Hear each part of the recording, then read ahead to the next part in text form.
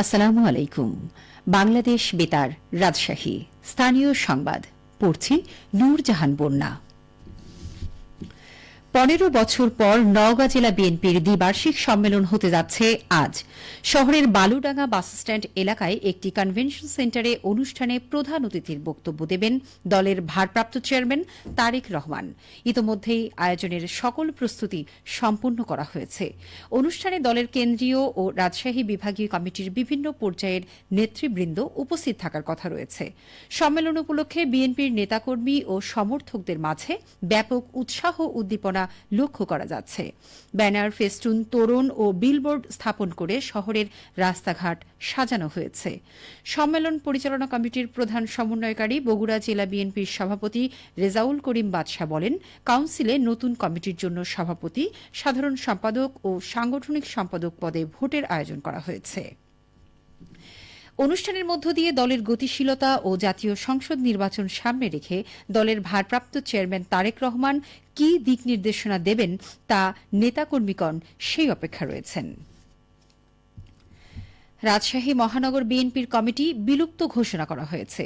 গতরাতে বিএনপি চেয়ারপারসনের উপদেষ্টা, কাউন্সিলর সদস্য ও রাজশাহী বিভাগ বিএনপির সমন্বয়কারী বীর মুক্তিযোদ্ধা আব্দুস সালাম কমিটি বিলুপ্তের বিষয়টি নিশ্চিত করেছেন। তিনি জানান, গতকাল সম্মেলনের প্রধান অতিথি বিএনপির ভারপ্রাপ্ত চেয়ারম্যান তারেক রহমানের নির্দেশে রাজশাহী মহানগর বিএনপি কমিটি বিলুপ্ত করা হয়েছে।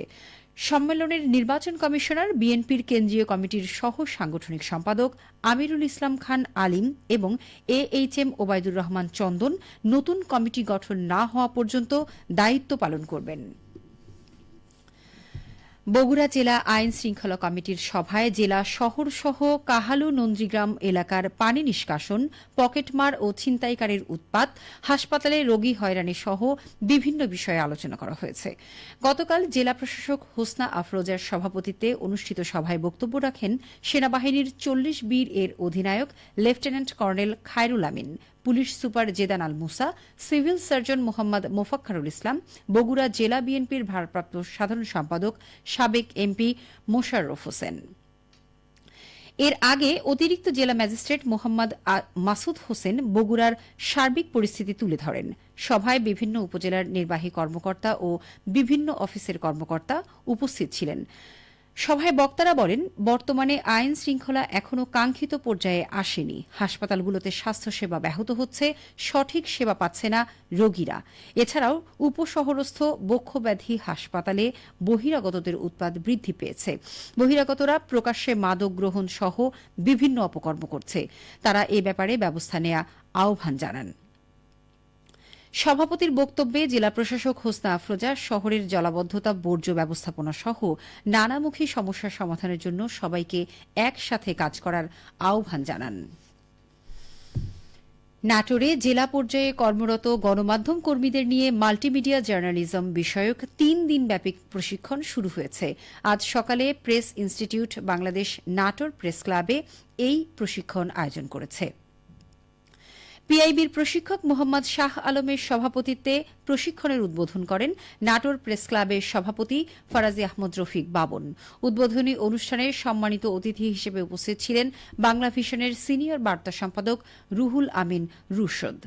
প্রশিক্ষণে সাংবাদিকতার মৌলিক ধারণা সহ fact checking tools, fact checking ছবি ও ভিডিও যাচাই, রিপোর্টিং করণীয় ও বর্জনীয়, Mojo device tools settings, storyboard তৈরি, সেটিংস ও পরিকল্পনা, শর্ট নির্বাচন ও ব্যবহার, interview framing, audio video short নির্বাচন ও ভিডিও শুট, জেন্ডার ধারণা ও জেন্ডার সংবেদনশীল রিপোর্টিং বিষয়ে সেশন উপস্থাপনা করা হচ্ছে। এদিকে আগামী বৃহস্পতিবার থেকে নাটোরের 7টি উপজেলায় কর্মরত সাংবাদিকদের একই বিষয়ভিত্তিক 3 দিনের প্রশিক্ষণ শুরু হবে।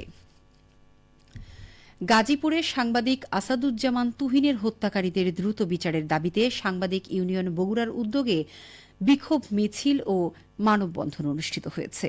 গতকাল প্রেসক্লাব থেকে বিক্ষোভ মিছিলটি শহরের 0.7 মাথায় মানববন্ধনে মিলিত হয়। মানববন্ধনে সভাপতিত্ব করেন সাংবাদিক ইউনিয়ন বগুড়ার সভাপতি গণেশ দাস। সাংবাদিক ইউনিয়ন বগুড়ার সাধারণ সম্পাদক এস.এম. আবু সাঈদের সঞ্চালনায় মানববন্ধনে বক্তারা সাংবাদিক তুহিনের হত্যাকারীদের দ্রুত বিচার ট্রাইব্যুনালে স্বল্পতম সময়ে বিচারের দাবি জানান। বগুড়ার শাহজাহানপুরে নিষিদ্ধ চায়না দুয়ারি জাল জব্দ করে পুড়িয়ে ধ্বংস করেছে উপজেলা মৎস্য দপ্তর। গতকাল চুপিনগর ইউনিয়নের কচুয়াদহ বাঙালি নদীর রঙ্গিলাঘাট এলাকায় অভিযান চালিয়ে ১৪টি জাল জব্দ করা হয়। উপজেলা মৎস্য কর্মকর্তা মোহাম্মদ রাশেদ হাসানের নেতৃত্বে পরিচালিত এই অভিযানে ১৪টি চায়না দুয়ারি জাল জব্দ করে জনসম্মুখে পুড়িয়ে ফেলা হয়। মৎস্য কর্মকর্তা রাশেদ হাসান জানান, প্রাকৃতিক মাছের প্রজনন ও সংরক্ষণ নিশ্চিত করতে হবে। চায়না দুয়ারি জাল দিয়ে মাছ ধরা ও নিষিদ্ধ সময়ে মাছ আহরণ থেকে বিরত থাকা জরুরি। জলাশয়, নদী ও হাওরের জীববৈচিত্র্য রক্ষায় সবাইকে আইন মেনে চলতে হবে। মাছের প্রজনন মৌসুমে প্রাকৃতিক আবাসস্থল সুরক্ষা এবং অবৈধ জাল ব্যবহার বন্ধে জনসচেতনতা বাড়াতে হবে। সবশেষে আবহাওয়া। আজ দুপুর ১২টায় রাজশাহীতে তাপমাত্রা ছিল ৩২.৮ ডিগ্রি সেলসিয়াস। এ সময় বাতাসে আপেক্ষিক আর্দ্রতার পরিমাণ ছিল ৭৪%। রাজশাহী ও পার্শ্ববর্তী এলাকায় আজ সূর্যাস্ত সন্ধ্যে ৬টা ৪২ মিনিটে। সংবাদ শেষ হল। আমাদের পরবর্তী স্থানীয় সংবাদ দুপুর ২টা ৫ মিনিটে।